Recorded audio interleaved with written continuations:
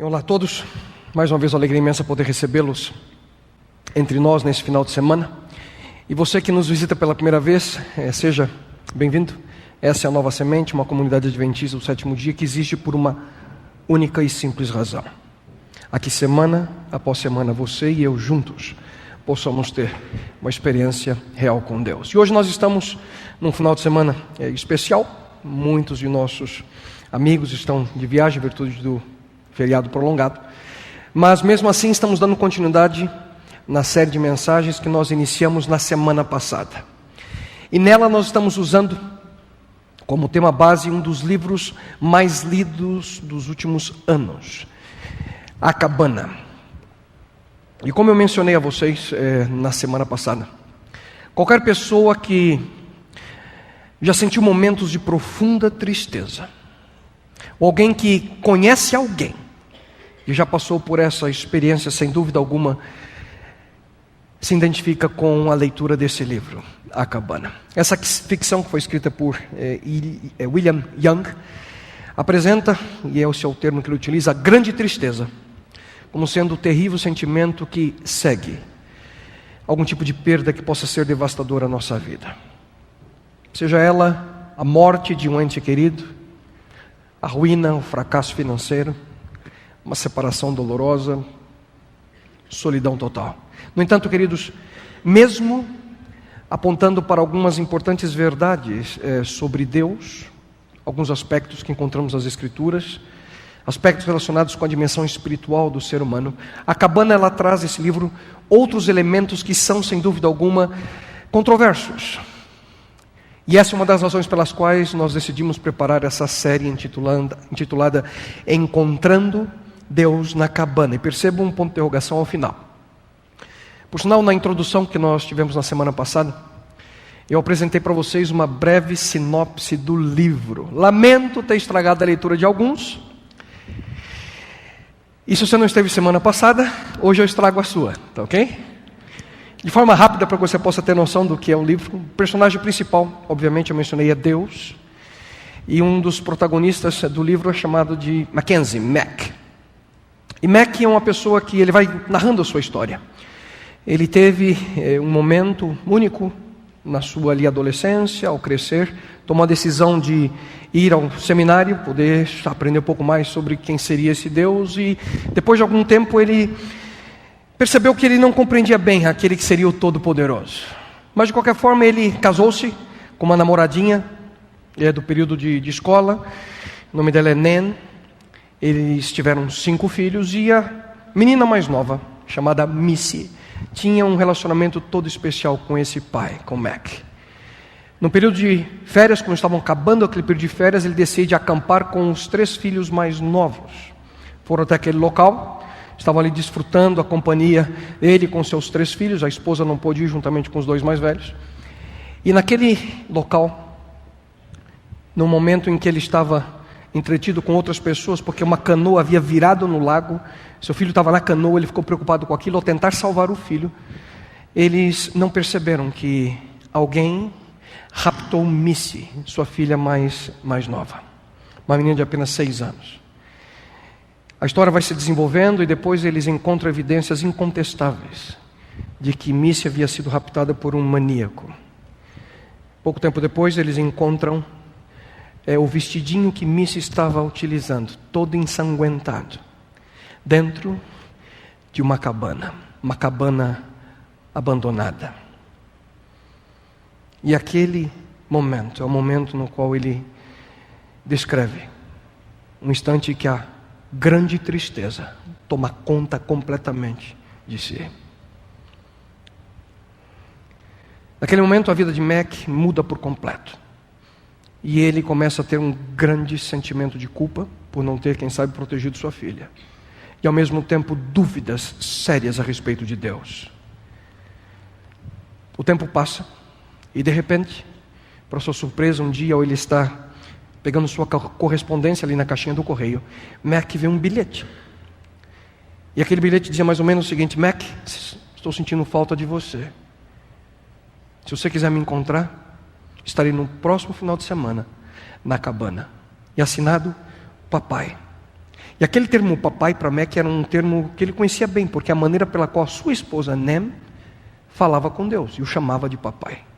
E ele, pensando inicialmente que era uma brincadeira de mau gosto, sem contar para a esposa, ele toma a decisão de voltar até aquele local que ele havia visto com seus próprios olhos, o vestido da sua filha. E o livro vai desenvolvendo-se de tal forma em que, ao tomar a decisão de passar aquele final de semana agora sozinho naquela cabana, Mac tem um encontro todo especial com Deus. Deus se manifesta. E o resto do livro são diálogos de Mac com a manifestação de Deus que foi feita a ele através de 3 pessoas: Papai, Jesus e Saraio, que seria o Espírito Santo. Ao final dos diálogos e da interação que ele tem com cada um deles, Mac vai aprendendo sobre Deus, quem ele realmente é, e a maneira pela qual a sua vida é transformada depois desse encontro. Mas de uma forma específica, semana passada nós falamos sobre a origem da dor e do sofrimento. Junto nós analisamos exatamente como isso se relaciona conosco, seres humanos. Quando invariavelmente a nós vem sempre a pergunta principal: onde estava Deus? Onde estava Deus quando a minha esposa morreu? Onde estava Deus quando eu perdi a minha empresa e com ela os sonhos que eu tinha? E essas perguntas levam as pessoas a duvidar do caráter de Deus. E essa é muito provavelmente a razão pela qual a cabana já vendeu, queridos, milhões de cópias ao redor do mundo. Porque esse livro ele aborda exatamente essas questões, especialmente aquelas que lidam com o que ou quem é Deus.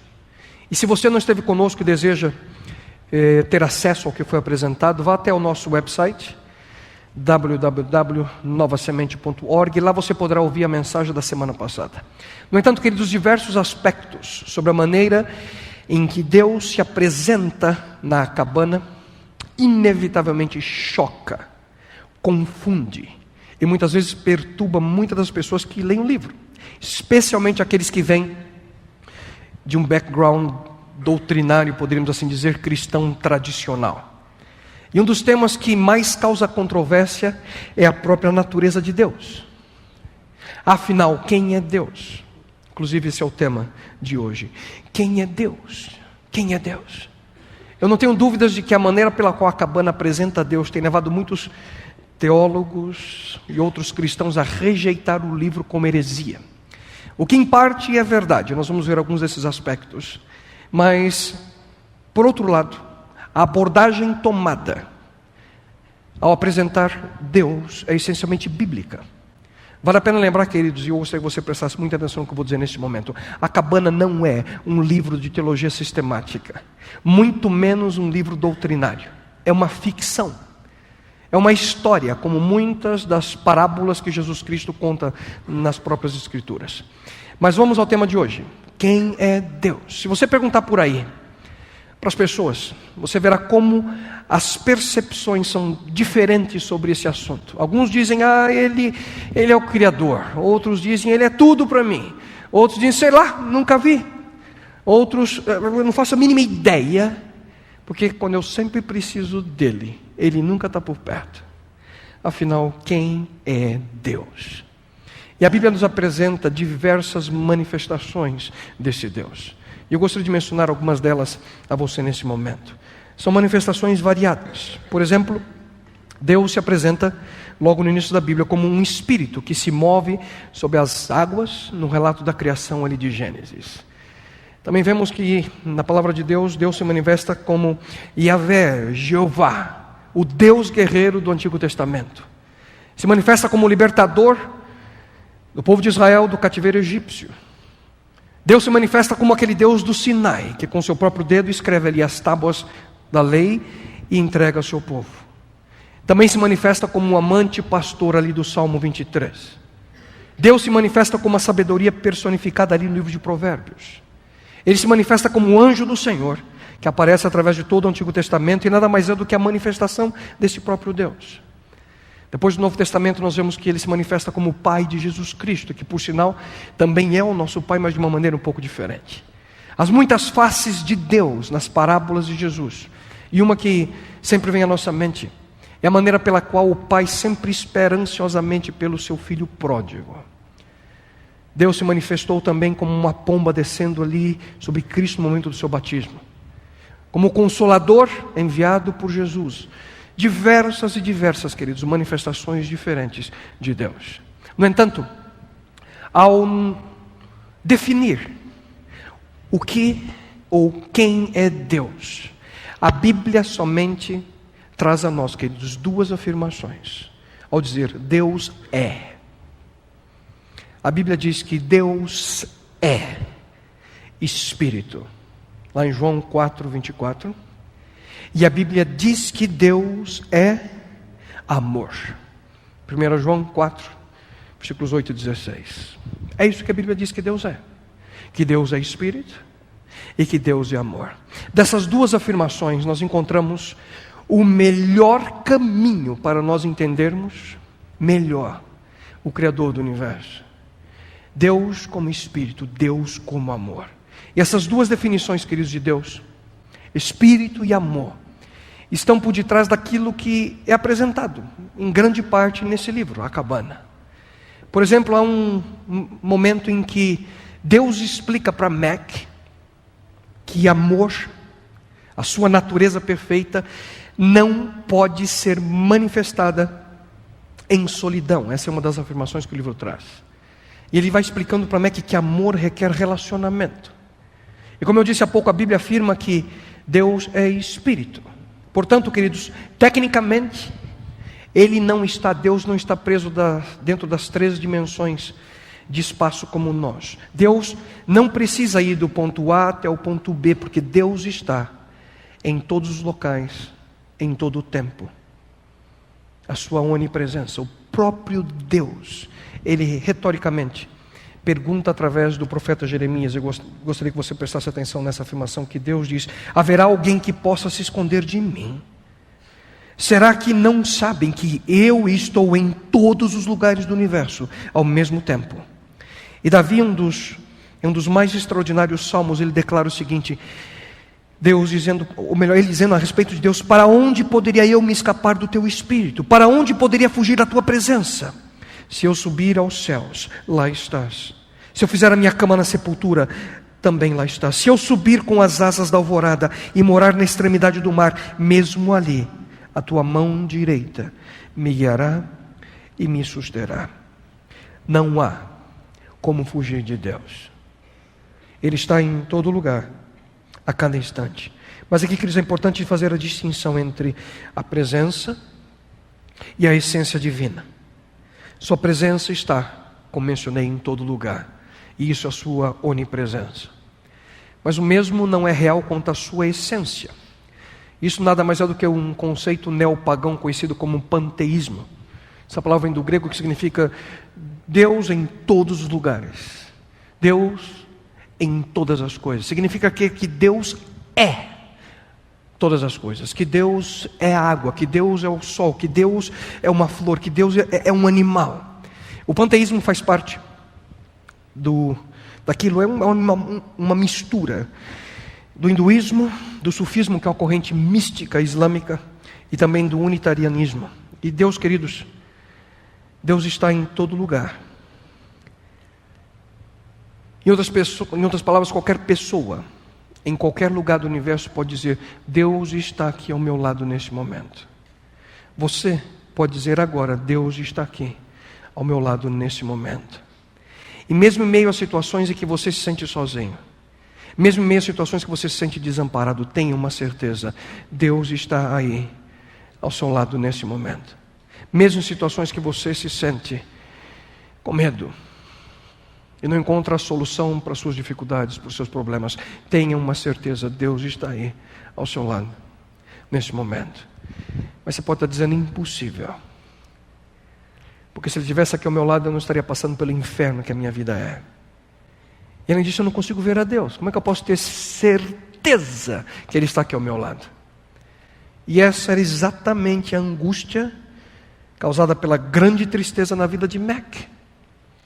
Ele não entendia quem era Deus, muito menos ele podia sentir sua presença. Ele pensava: como esse Deus pôde permitir que eu perdesse a minha filha nessa tragédia abominável? Como Deus permitiu que isso acontecesse com a minha filha? E ele simplesmente não conseguia ver a Deus. Porque nós imaginamos: se vemos, podemos acreditar. Se não vemos, não há motivo. E eu pergunto a você: você consegue ver gravidade? Só que isso não significa que ela não existe. Você consegue ver as ondas de rádio? Isso não significa que ela não existe. Você consegue ver o sinal do seu celular na Marginal Pinheiros? Isso significa que ele não existe? Dependendo do lugar, exatamente, não existe mesmo. É perto da estaiada, pode passar embaixo que não tem mesmo. Mas deixando aqui a brincadeira de lado, queridos. Será que simplesmente não ser capaz de ver Deus significa que Ele não existe? Significa que Ele não está ao nosso lado, ao meu lado? Deus como Espírito é central naquilo que é apresentado na mensagem do livro A Cabana. E Mac tem sua experiência com Deus. É interessante a maneira pela qual é apresentado. E não estou aqui nesse momento aqui dizendo se é certo ou errado. Mas como uma mulher negra, inclusive, amigável. Tem uma experiência com um carpinteiro, que é Jesus, e uma mulher asiática. E para muitos é tentador pensar em Deus literalmente como nessas formas, com a maneira pela qual o livro apresenta. No entanto, até mesmo o autor, e não estou aqui defendendo o livro, mas ele é cuidadoso em negar isso. Essas são apenas manifestações de Deus para Mac, como as imagens que Deus também se utiliza ao ser apresentado nas parábolas de Cristo. Mas uma coisa, a Cabana, queridos, faz questão de mostrar: independentemente do momento, Deus está sempre presente na existência humana, através do seu Espírito, através do seu amor. E aqui, queridos, é importante destacar que Deus não é como Gandalf, lá em livro O Senhor dos Anéis. Muito menos Deus é como um personagem de Morgan Freeman no livro Todo-Poderoso. O problema é que Mac, como muitos de nós sempre pensamos em Deus como um ser sentimental. Vemos o Deus Pai como um ser de idade com a longa barba, sempre pronto ali a nos julgar. E a Cabana visa mostrar algo diferente. Apresenta um Deus que se preocupa conosco, um Deus que está sempre presente, um Deus que se importa. E é exatamente isso que a Bíblia nos ensina sobre Deus. Um ser que está sempre presente, um Deus que se importa com cada um de nós. E em caso de você achar que tudo isso não passa de uma simples e quem sabe relevante abordagem teológica, ou se você pensa que isso é insignificante e não faz diferença alguma para você, espere até você considerar, queridos, as implicações da verdade de que Deus está presente. Porque isso é quem Ele é ao seu lado, a cada momento. Porque a partir do momento que você compreender que Deus está ao seu lado, a cada momento, queridos, Deus aparecerá na sua vida das maneiras mais inusitadas, das maneiras que você nunca sequer, jamais imaginou. Mas o nosso grande problema, queridos, é a nossa falta de perspectiva adequada. Nós ouvemos algo, imaginamos ser uma coisa, quando na realidade é algo bem diferente. Não temos a perspectiva adequada. Essa semana eu estava conversando com meu pai. Estávamos no carro, batendo um papo, conversando. E eu fiquei até surpreso porque na semana passada minha família estava aqui, meus pais estavam aqui, hoje estão viajando por causa do feriado. E eu nunca esperava que fosse acontecer isso, mas em virtude daquilo que meu pai escutou, decidiu ler o livro A Cabana, e acabou de ler essa semana. E nós estávamos ali conversando sobre o tema, ele achou interessante. E eu, ali na nossa conversa, disse a ele, não sei porque o assunto fugiu nessa direção, a respeito de uma reportagem que eu assisti essa semana, sobre a primeira-dama americana, Michelle Obama. E nessa reportagem, ela estava apresentando um novo plano, que foi desenvolvido agora nos últimos dias, lá nos Estados Unidos, de erradicação da obesidade infantil nos Estados Unidos. Não sei quantos de vocês viram esse programa, chama-se Let's Move. Vamos nos mover, vamos nos mexer. O objetivo dela é que as crianças americanas percam peso. E eu estava explicando para o meu pai que o plano visava exatamente acabar com a obesidade de todas as crianças nos Estados Unidos nos próximos anos. E explicando para ele. E meu filho estava atrás escutando, o Nico. De repente ele cortou a nossa conversa. E ele perguntou numa seriedade que eu nunca vi no menino antes. Ele tem 6 anos e disse: papai, eu olhei no vidro, quer dizer que eles vão matar todos os gordinhos nos Estados Unidos? Sério?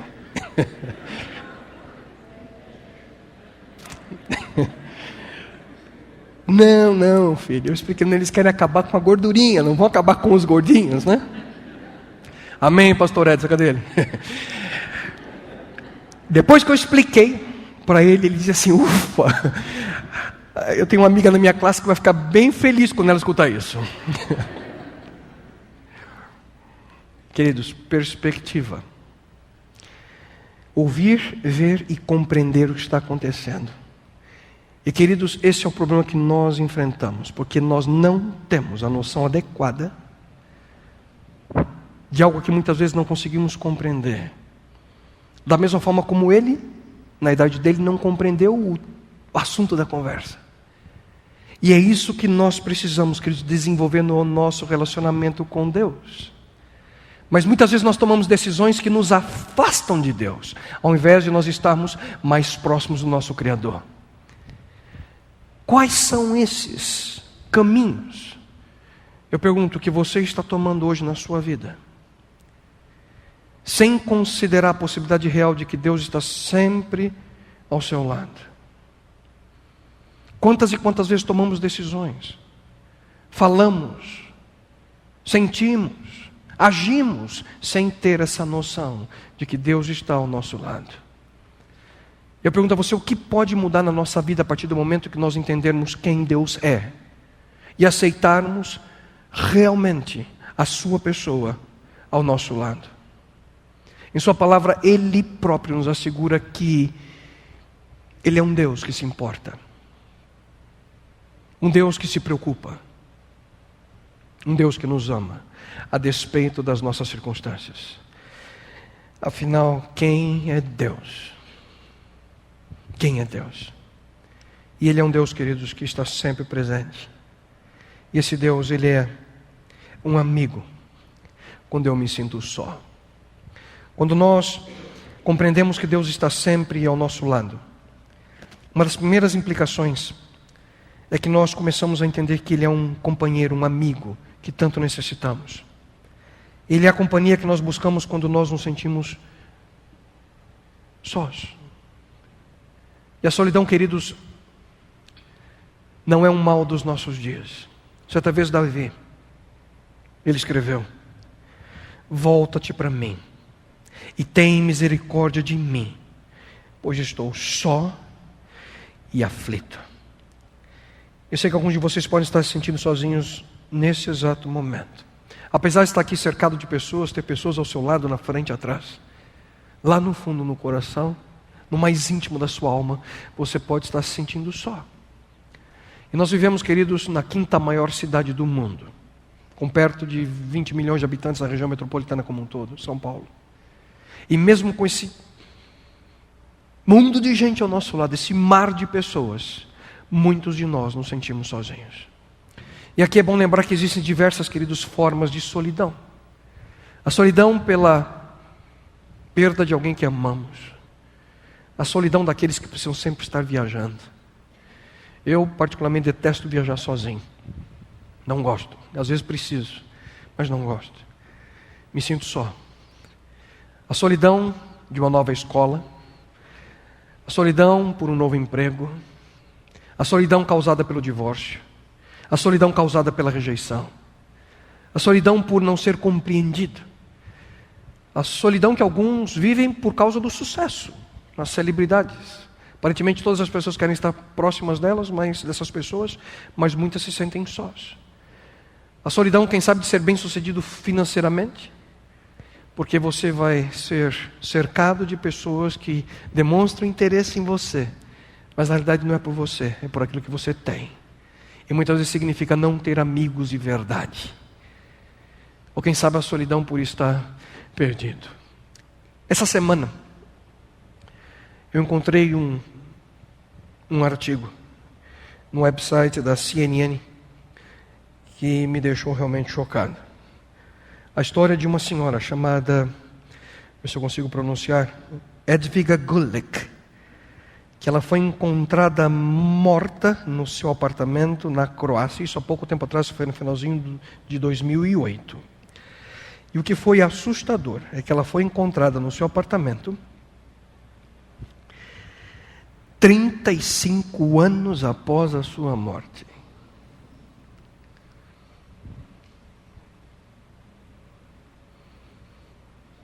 "35 anos sem ninguém sentir falta dessa senhora." Os vizinhos disseram, quando foram ali entrevistados, que imaginavam que ela estava viajando, que ela mencionou que estaria viajando para fora do país, e durante esse período o apartamento ficou fechado. E só descobriram porque havia já uma discussão de quem era o proprietário, até haviam se esquecido de quem era o proprietário do apartamento. E a pessoa que escreveu o artigo, no final ela termina exatamente com essa preocupação: como pode alguém passar 35 anos e ninguém sentir falta dela? Solidão. Queridos, a solidão é algo terrível. E uma das primeiras coisas que Deus disse logo após ao criar o primeiro homem foi: não é bom que o homem esteja só. E Deus, queridos, não quer que você viva só. Mas essa é uma realidade que todos nós, vez ou outra, temos que enfrentar. O que fazer quando nós passamos por situações assim, eu pergunto a você. O primeiro passo, queridos, é reconhecer a presença de Deus ao nosso lado. Reconhecer que Ele é o nosso maior amigo. Ele é aquele que deseja realmente estar bem próximo de nós. E lemos lá em Hebreus 13:5, Deus mesmo disse: nunca o deixarei, nunca o abandonarei. E como nós podemos ter essa certeza? Nós fomos criados por Deus para relacionamentos. Deus nos fez dessa forma. Vocês duvidam? Só perguntar para crianças. Elas nascem com isso, elas precisam estar próximas umas das outras. A minha filha toda semana pergunta: papai, onde é que eu posso dormir essa semana? Calma, filha, só depois dos 45. Espera, fica aqui em casa tranquila. Queridos, não é só ela que gosta de estar com outras pessoas. Os adolescentes não suportam ficar sozinhos. Os da meia-idade adoram jantar fora com os amigos. E sem dúvida alguma, nada deixa um vovô e uma vovó mais feliz do que a presença ali dos netos ao seu redor. Não é verdade? Aqueles que são avós aqui. Estar juntos. Mas mesmo os nossos relacionamentos, queridos, mais profundos, carregam limitações em si mesmos. Cada um deles tem um limite. Nós não podemos ter os nossos amigos ao nosso lado para sempre. É impossível manter a nossa família ao nosso lado para sempre. E aqui eu te pergunto: que tipo de Deus é esse? Que nos cria com esse constante desejo de estar com outras pessoas, mas depois nos priva dessa alegria. Só que Ele quer nos dizer o seguinte: eu sei que você tem essa necessidade, e eu criei um meio para satisfazê-la. Eu ofereço a mim mesmo para você. Eu sou o maior e o melhor amigo para você. Você não precisa se sentir sozinho. Eu estou com você. Você não precisa se sentir sozinha. Eu estou ao seu lado. E a Bíblia, queridos, afirma: o Senhor, o seu Deus, estará com você por onde você andar. E geralmente quando nós enfrentamos um desafio, nós queremos ter alguém do nosso lado. Quando nós passamos por um momento que é uma dificuldade, uma prova, nós queremos ter alguém do nosso lado para nos dar apoio, para que nós nos sintamos fortalecidos. Você se lembra quando você foi para a escola pela primeira vez? Você se lembra? Não mais, né? Eu não me lembro. Na realidade, eu tenho uma vaga memória de que eu queria que minha mãe estivesse comigo. Queremos que o nosso pai, que a nossa mãe ficasse conosco. E do contrário, você se lembra quando você levou seu filho pela primeira vez na escola? Eu me recordo de cada um deles. E a última foi a Gabi, 3 semanas atrás. Aquele toquinho de gente, 3 aninhos. Levamos ela para a escola. E foi uma confusão que a Nereida quis ir juntos. Tinham que fazer todo um planejamento para os dois irem juntos. Porque a nossa filha mais nova, a última filha, amém. E o primeiro dia de aula dela, ela só falava naquilo. Acordou cedo, já queria colocar o uniforme, ficava andando com a mala dela para cima e para casa dentro da casa, né? Para cima e para baixo com a malinha dela. Colocamos a Gabi no carro, fomos para a escola. Filha, você está feliz? Você está bem, filha? Vou para a escola. Para a escola adventista. E lá foi ela. Quando ela viu a porta, grudou no pescoço da mãe. E para soltar não foi fácil. Não foi fácil. Tentamos ali, eu com ela, com a Nereida, tentar enrolar um pouquinho ela, deixamos ela na sala. E essa menina começou a chorar. Eu quero a mamãe. Eu quero o papai. Chorou por meia hora. Todos os pais foram embora, menos 2. Só eu e a Nereida ficamos na escola. A sala dela tem um vidro do lado, nós fomos para o lado do vidro. E ficamos na ponta do pé olhando.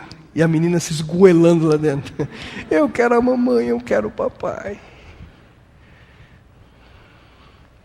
Momentos em nossa vida que nós queremos alguém que amamos ao nosso lado.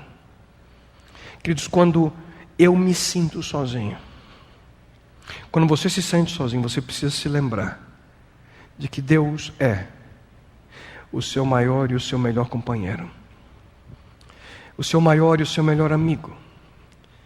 E essa é a razão pela qual Ele sempre afirmou aos seus filhos: eu sempre estarei com vocês. Eu sempre estarei com vocês até o fim do mundo, até o fim dos tempos. Portanto, quem é Deus? Ele é um amigo, queridos, que está sempre ao nosso lado quando nós nos sentimos só. Deus também é um abrigo quando eu sinto medo. No livro do profeta Isaías, no Antigo Testamento, nós encontramos essa maravilhosa promessa do nosso Criador. Quando você atravessar as águas, eu estarei com você. Quando você atravessar os rios, eles não encobrirão. Quando você andar através do fogo, não se queimará. Esse texto aqui me faz lembrar da experiência de 3 amigos de Deus. Alguns conhecem essa história: Mesaque, Sadraque e Abednego. E se você não conhece essa história, está no livro de Daniel, no capítulo 3. Leia em casa.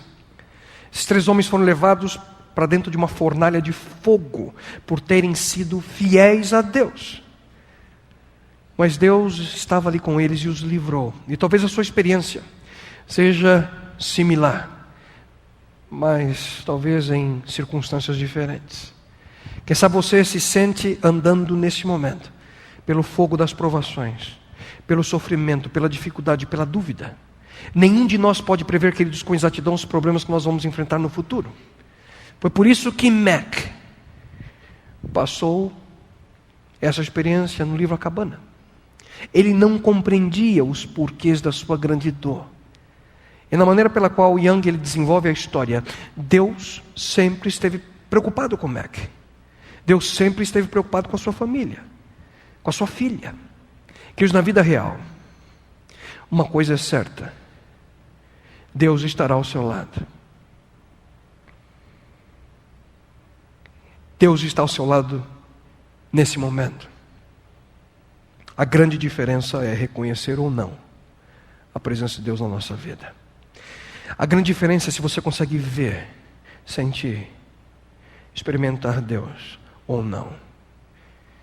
E aqui Deus, queridos, Ele faz coisas surpreendentes para chamar a atenção dos seus filhos, com o objetivo de ensiná-los a estar com Ele. E uma das histórias bíblicas que nos ensina essa realidade é a história de um homem chamado Jacó. Certa noite Jacó estava fugindo de seu irmão Esaú. Ele estava tentando escapar da fúria do seu irmão, que estava tentando matá-lo, porque Jacó o enganou. Jacó também enganou seu pai Isaac, e Jacó fugia. E ele estava ali no campo, e ao anoitecer ele procurou um local para descansar, um local para dormir.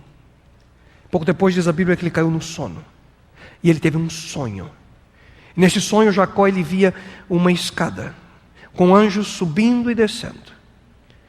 Então Deus, que estava no topo da escada, lá em cima da escada, disse para Jacó: Jacó, eu sou o Deus de Abraão, teu pai, o Deus de Isaque. Estou contigo e te guardarei por onde quer que fores. Então Jacó, querido, ele responde de uma maneira surpreendente.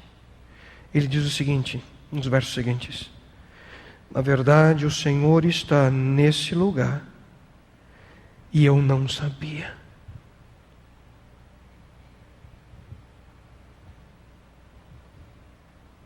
Eu vou repetir, queridos. Jacó disse: o Senhor está nesse lugar e eu não sabia. Esse não é outro lugar senão a casa de Deus. Esta é a porta dos céus.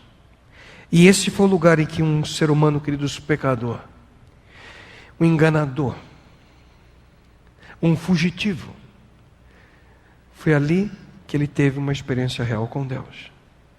Porque Jacó finalmente ele reconheceu a presença de Deus. Em outras palavras, aparentemente, queridos, de acordo com a Bíblia e segundo essa história, é possível Deus estar presente com alguém, mas essa pessoa não saber que Deus está ao seu lado. Porque você não percebe, porque você não vê, porque você não sente, porque você não o reconhece. De acordo com as Escrituras, queridos, perceber a presença de Deus é uma habilidade que nós desenvolvemos. E Jacó ele começou a se identificar com esse Deus. Ele começou a aprender a viver com Ele. E ele dá um nome especial para aquele local. E ele chama aquele local de Betel, que significa a casa de Deus. Deus estava bem ali. E Jacó, queridos, ele estava com medo do seu irmão Esaú. Só que Deus lhe deu a certeza que estaria ao seu lado. Naquele lugar Jacó entendeu o que significa estar diante da escada de Deus. Jacó entendeu o que significa estar em Betel. E ele nunca mais foi a mesma pessoa a partir daquele encontro, a partir daquele dia. E a partir do momento que você reconhece que Deus é, queridos, um abrigo seguro quando você tem medo, a mesma coisa acontecerá com você. Quando você menos esperar, você estará em Betel. Quando você menos esperar, você vai estar ali diante da escada de Deus.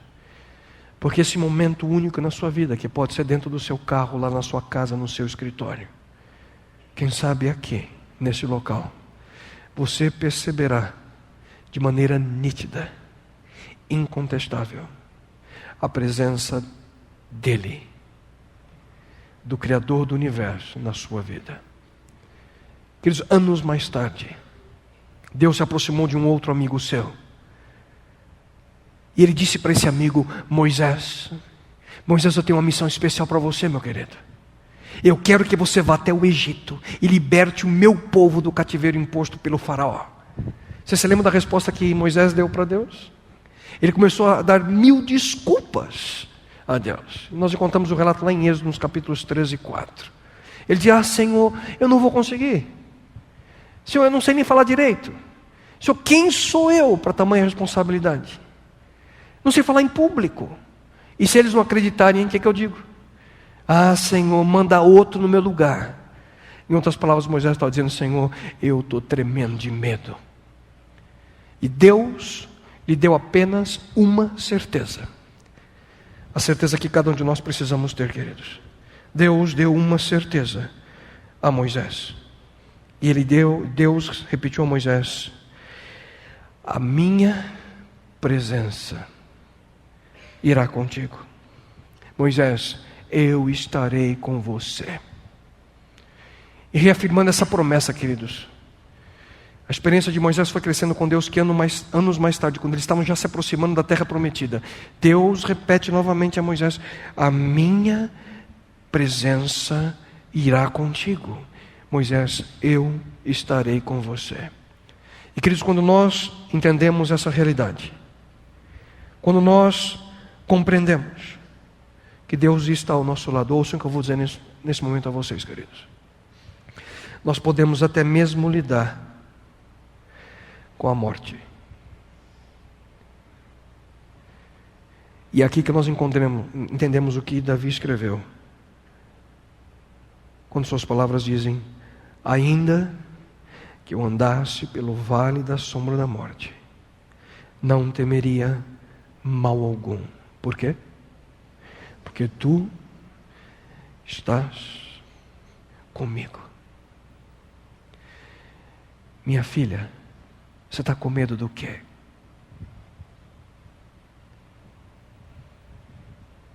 Meu filho, você está com medo do quê? Eu estou contigo. E nessa área, senhoras e senhores, eu posso afirmar sem dúvida alguma, esse tipo de certeza, esse tipo de confiança não vem da psicologia. Esse tipo de certeza, esse tipo de confiança não vem da autoajuda. Esse tipo de confiança, esse tipo de certeza não vem através da fama. Esse tipo de confiança, esse tipo de certeza não vem através de bens materiais. Esse tipo de confiança, esse tipo de certeza, queridos, não vem através do sucesso que o mundo pode te dar. Porque esse tipo de confiança e esse tipo de certeza somente vem do conhecimento de que Deus está ao seu lado. Da certeza que Ele, como seu melhor amigo, estará sempre contigo. E Ele será o abrigo seguro que você tanto necessita em momentos de dúvida, em momentos de medo. Eu gostaria que você ouvisse também com atenção a declaração de alguém que reconheceu essa realidade. Estou certo de que o Senhor está sempre comigo. Ele está ao meu lado e nada pode me abalar. Por isso meu coração está feliz e alegre, e eu, um ser mortal, me sinto bem seguro. É maravilhoso ver como o texto aqui apresentado: Ele está ao meu lado, nada pode me abalar. Ele está do teu lado, você não tem o que temer. Só que não para aí, queridos. Além desse Deus ser a nós de maneira extraordinária, um amigo quando nos sentimos só, um abrigo quando nós sentimos medo, também Ele é um consolador quando nós nos sentimos sem esperança. A Bíblia afirma que Ele fica perto dos que estão desanimados e salva os que perdem a esperança. Percebem, queridos? Deus fica perto daqueles que se sentem derrotados, daqueles que não têm esperança. E se você hoje veio até a Nova Semente sentindo desanimado, você pode dizer nesse momento, queridos, com confiança plena: Deus está comigo. Deus está comigo. E o mesmo texto é traduzido na Bíblia Viva da seguinte forma: o Senhor está sempre perto de quem tem o coração partido. É essa a sua situação? Você sente que seu coração está partido? Uma dificuldade que você não consegue superar? Deus está, querido, do seu lado. Querida amiga, Deus está do seu lado, bem aí, perto de você. Mas vem a pergunta: onde é que está esse Deus quando eu estou sofrendo? A resposta é a mesma: aí do seu lado. Vimos na semana passada, Ele sente a nossa dor, Ele chora conosco, Ele conhece a nossa frustração. E eu sei que alguns de vocês estão passando por momentos difíceis, que muitas vezes não conseguem enxergar a saída, a solução. Sentem que estão prontos ali para jogar a toalha, para desistir. Mas eu gostaria muito que você entendesse um aspecto importante, meus queridos. Você não está sozinho. Deus está ao seu lado. Ele quer que você o aceite como seu consolador, como aquele que traz conforto a você. E o próprio Jesus Cristo prometeu a nós: eu pedirei ao Pai, e Ele dará a vocês outro consolador, que nunca deixará vocês. E esse consolador é a terceira pessoa da Trindade, o Espírito Santo. Não importa o que você terá que passar de hoje em diante, tenha essa certeza: Deus nunca o deixará. Deus nunca a deixará. Ele não faz ideia. Esse Deus não faz ideia como é que é a minha vida. Sim, Ele faz. Deus conhece cada pormenor. Deus sabe. E Ele estará, querido, ao seu lado, pronto para te confortar, pronto para te dar forças, pronto para te dar coragem, para que você continue a sua jornada nessa terra, mesmo quando ela é dolorosa e quando você não entende todos os porquês. Deus, portanto, queridos, Ele promete ser um amigo quando nós nos sentimos a sós, sozinhos. Ele promete ser um abrigo a nós quando nós sentimos medo. E Ele promete nos confortar quando nós não temos mais esperança. E tudo isso faz parte daquilo que Deus é.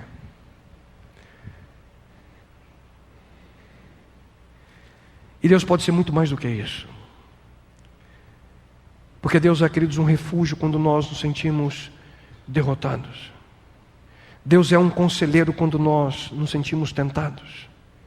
Deus é o caminho quando nós nos sentimos perdidos. Só que o segredo para que nós possamos receber esses benefícios de quem é Deus pode ser resumido em um simples texto bíblico. E a palavra de Deus nos diz: como é feliz o povo que anda na luz da tua presença. E para concluir, eu gostaria apenas de mencionar de maneira rápida a vocês como viver na luz da presença desse Deus, como andar na presença desse Deus. 4 aspectos simples e rápidos. O primeiro deles, queridos, se você ainda não o fez, o primeiro passo para andar na luz, na presença de Deus, convide Jesus Cristo para ser o Senhor da sua vida. Mencionei hoje diversas vezes: Deus está aí ao seu lado. Ele quer que você o aceite. E uma coisa é fundamental nós entendermos: é que Deus não entra na nossa vida à força. Um dos mais belos textos bíblicos diz: Cristo, eis que estou à porta e bato. Se alguém ouvir a minha voz e abrir a porta, eu entrarei e cearei com ele e ele comigo. Lá em Apocalipse 3:20. Vocês percebem bem, queridos? Se alguém ouvir a minha voz e abrir a porta. Eu já mencionei diversas vezes a nossa comunidade: Cristo não é arrombador de portas. Ele bate e espera. A decisão é sua. Ele pede a sua permissão. Esse é o primeiro passo. Simples. Convide a Cristo para ser o Senhor da sua vida. Convide a Deus para que Ele possa habitar na sua existência. E isso começa com uma simples decisão. Diga a Ele: Senhor, habita em mim. Senhor, toma conta da minha vida. Segundo aspecto: além de você convidá-lo, converse com Ele, querido, sobre as suas decisões, sobre todas as coisas com Ele. O segundo passo é exatamente esse. O texto bíblico diz: confie nele em todos os momentos, derrame diante dele o seu coração. Assim que você o convida para estar na sua vida, você não precisa esconder dele coisa alguma, porque nada daquilo que você está sentindo Ele não conhece. Diga para Deus o que vai no profundo do seu coração. E aqui, queridos, não tem limites. Se for necessário, clame, chore, rogue, grite, demonstre seu sentimento, converse com Ele. É algo entre você e Ele. Quando nós oramos, nosso medo diminui. Se não acredita, tente por você mesmo. A Bíblia promete que nós teremos paz, que vem além do nosso entendimento, quando nós derramamos o nosso coração diante desse Deus. Algumas pessoas pensam, quando eu oro, minhas orações não passam do teto. Adivinha só uma coisa, Deus está debaixo do teto, porque Ele está aí bem ao seu lado. Ele conhece a sua mente, Ele conhece o seu coração. Portanto, queridos, seja sincero, abra o seu coração a Ele. Convide Cristo ao seu Senhor da sua vida. Converse com Ele. Terceiro aspecto, pare para ouvi-lo. Fique quieto. Ouça. Um dos problemas que leva grande parte das pessoas a não ter percepção da presença de Deus, de quem Deus é que simplesmente não param. Vivem ocupados, correndo de um lado ao outro. Sempre distraídos com as preocupações desse mundo. Sempre com mais na sua agenda do que aquilo que você pode carregar. E não temos tempo para ouvir. Em relação à oração, falam, pedem, mas não param para ouvir. Deus deseja que nós paremos para ouvi-lo. E o conselho bíblico é claro aqui, queridos. Fiquem quietos, diz Deus. Saibam de uma vez por todas que eu sou Deus. Ouçam. E seria maravilhoso se nós colocássemos no nosso dia momentos especiais, para que nós pudéssemos ali parar, sintonizar, em silêncio, a nossa mente em Deus. A Bíblia também afirma, aproximem-se de Deus, e Ele se aproximará de vocês. Assim que nós sintonizamos a nossa mente nele, nós desenvolvemos, queridos, cada vez mais a habilidade de reconhecer a sua presença e compreender quem Deus é. E último aspecto, convide a Cristo, converse com Ele, pare para ouvi-lo, agradeça e louve esse Deus. Aprenda, queridos, a louvar, que significa simplesmente agradecer a Ele por tudo aquilo que Ele tem feito a você. Ao você colocar diante dEle a sua vida, e ao se colocar em uma posição para que você possa reconhecer melhor a sua presença. E muito provavelmente aprender a agradecer a Deus, a louvá-lo, é a maneira mais rápida de nós sentirmos a sua presença em cada momento da nossa vida. Sintonizando a sua mente através do louvor, de uma canção, através da sua gratidão, através do seu reconhecimento de quem você é e o tanto que você necessita desse Deus na sua vida. E aqui, queridos, é importante que nós possamos compreender que nós temos que aprender a levar essa experiência. Uma experiência maravilhosa que nós temos a oportunidade de desenvolver aqui semana após semana, cada sábado. E levar essa experiência que nós estamos tendo nesse momento, na presença de Deus, para a nossa semana.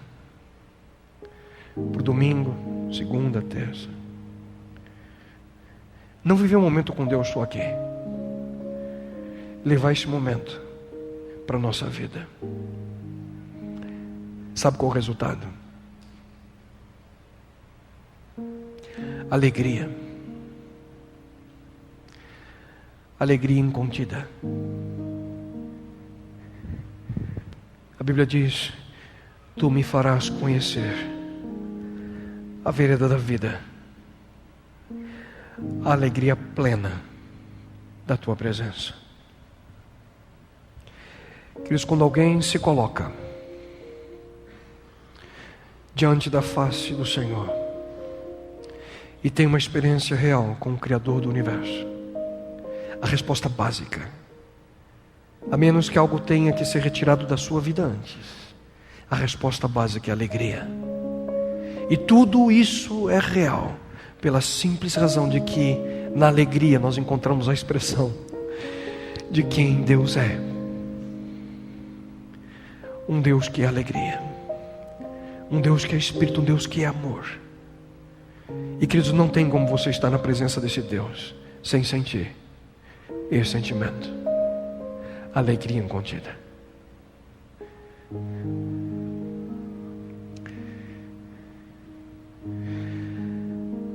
Algumas vezes na nossa vida nós nos sentimos sozinhos e precisamos de companhia. Algumas vezes na nossa vida nós sentimos medo, precisamos de abrigo. Algumas vezes nós nos sentimos sem esperança e precisamos de conforto. tudo isso, queridos, nos indica alguma coisa: que a todo momento da nossa existência nós precisamos, mais do que nós podemos imaginar, da presença desse Deus ao nosso lado. O Deus que prometeu estar com cada um de nós a cada momento. Ele cumpre a sua palavra com diligência. E essa é uma das mensagens essenciais que são apresentadas no livro A Cabana.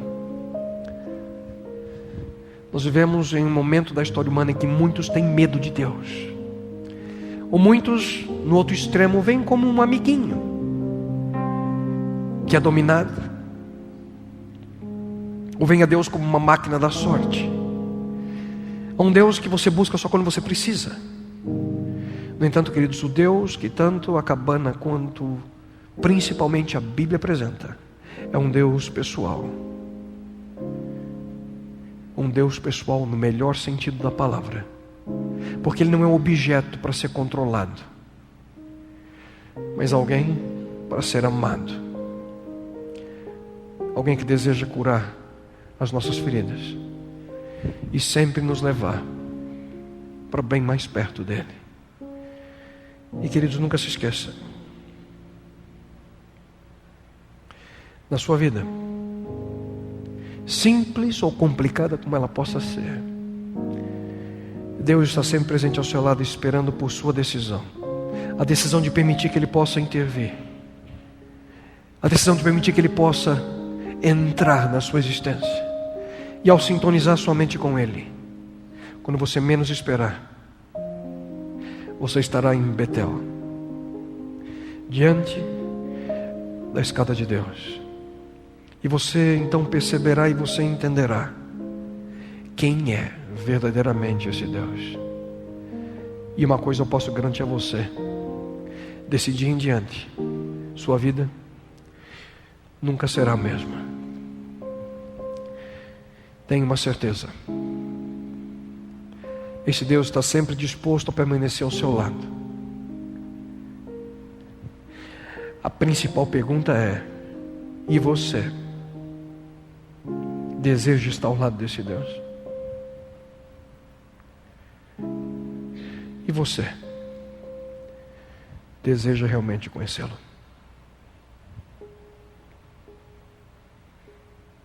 Pai eterno,